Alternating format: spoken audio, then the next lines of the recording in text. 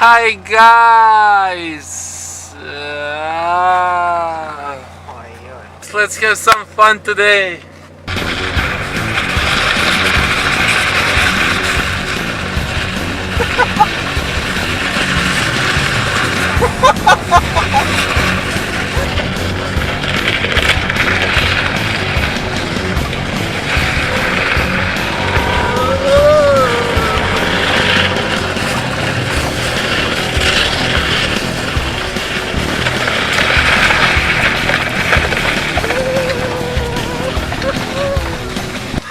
Now we are going to attempt this on the foot, and that's it.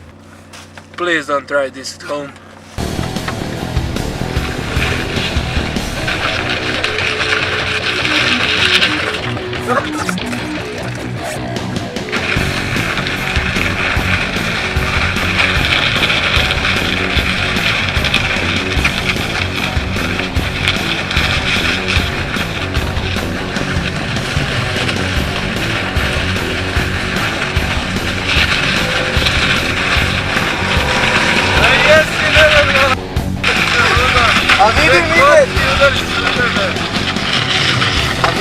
I wasn't expecting this to be so good, so we are going to attempt this one more time, and stay with us. So last time we were going uphill, and that is much easier. Now we are going downhill, and I believe I'm going to be faster than a car. So that's probably going to be a great fall, but we'll see.